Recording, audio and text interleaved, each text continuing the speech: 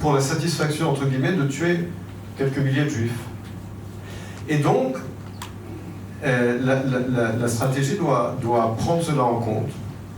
Ce que j'avais dit aussi après le 7 octobre, c'est que la conception du mur de fer doit être remplacée par le paradigme de ce que j'appelle le paradigme de Carthage. C'est-à-dire que lorsqu'on me dit aujourd'hui, attention, il ne faut surtout pas montrer ces images, c'est horrible, il ne faut pas que les journalistes voient ça, je dis non, je veux que le monde entier voit ces images. Je veux la prise de conscience de Carthage. Quand est-ce que Carthage s'est soumise après sa destruction? Quand est-ce que le monde libre, le monde occidental a fini par résoudre, entre guillemets, le problème allemand?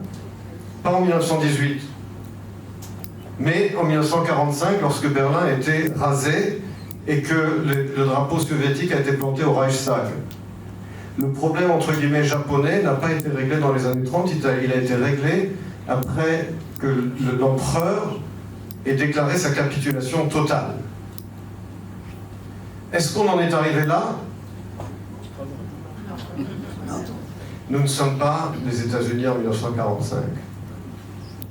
Effectivement, il faut être aussi réaliste. Je pense qu'il y a quand même eu un grand changement dans la façon dont nos ennemis nous perçoivent, et je pense que justement, le fait qu'Israël ait frappé en Iran a été un tournant déterminant.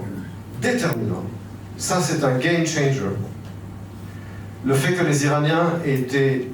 qu'on ait frappé les Iraniens avec autant de succès, que les États-Unis se soient joués avec leur B-2 pour Fordo, et que finalement on ait démantelé presque complètement l'axe iranien de l'agression, que les Iraniens ont la chutzpah d'appeler l'axe de résistance, et que les idiots utiles dans les médias occidentaux répètent comme des perroquets l'acte de résistance. Quelle résistance? C'est l'axe d'agression. Il faut commencer déjà par les termes qu'on utilise.